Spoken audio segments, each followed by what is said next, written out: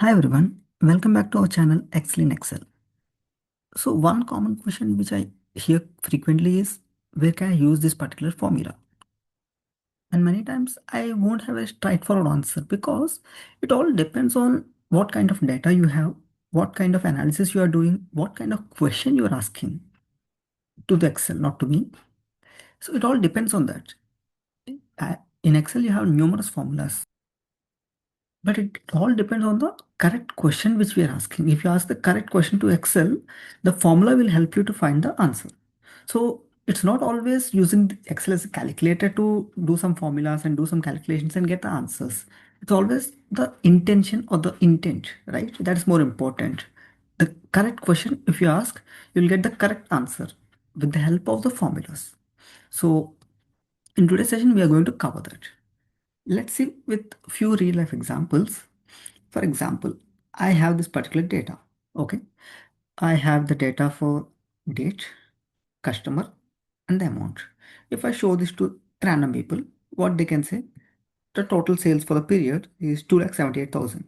Is it the correct question to ask? If I just say my 1 month salary is this much or 1 month sales is this much, what does that imply? Is it good? Is this bad? But if you ask the correct question, what is your previous month sales? What is the future expectation which you have, or what is the trend which you're having month on month? If you ask correct question, like for example, if I compare this with my previous month sales, which is somewhere like 2,50,000, and if I say my previous month sales is this much, and current month sales is this much, there's a variance of 28,000, which is somewhere around 11%. If I give these kind of insights, again, I'm using just an Excel formula, but why I'm using this formula? Because I have asked the right question. What is the change from last month to this month? What is the trend of the sales? So it all depends on the question, not on the formula. But to answer that question, you need to know the formula. Okay. Let's see one more example. I have employee names and the expense amount. If I say the average expense for this employees, for example, just by using an average formula, average expense for the employee is somewhere around 3K. Will it make any sense? Because there are few employees who spend less, there are few employees who have spent more. So unless you ask the correct question, like for example, what is the outliers? What is the minimum value of this data? What is the maximum value of this data? If you see the minimum and maximum, they're nowhere close to this 3,000, right? So it means you can understand that there are some outliers because of which the number you are seeing might not be that accurate. If you exclude these particular two numbers, which is the outliers, and see the others, the average will be somewhere around just 2,000. Whereas the average which you calculate is coming around 3,000. So Excel will, again, the formulas will help you to ask the correct question. If you know the formulas, there are many formulas existing. You can use the much advanced formulas also to get more relevant data if you want, or maybe a simple thing. For example, I'll just put a data bar here. The moment I put a data bar, if I have like numerous numbers, I might not see which is the highest, which is the lowest easily. But if I put a data bar, I can easily identify, okay, this is the biggest one. Okay, this is the smallest one. It's becoming very easy with the help of these formulas or the options we have in Excel. So this is the advantage I can say.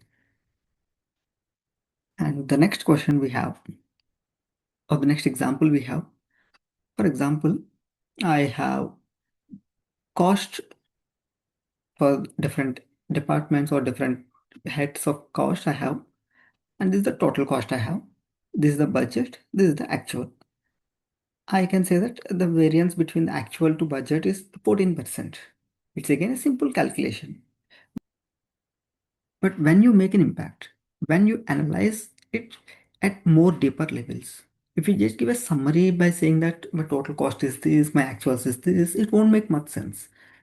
Maybe you can analyze more data because you have Excel, you have the data, you can analyze more deeply, right? You can do it at expense level, saying that my expense, maybe the rent is same between budget and accrual, whereas the travel is higher than 83% higher than the budgeted numbers, and the marketing cost is almost 50% higher than the budgeted numbers. So if you start analyzing deeper with the help of these formulas or simple calculations, you'll get a lot of inputs. So this is one more example I have, and I have a lot of data here.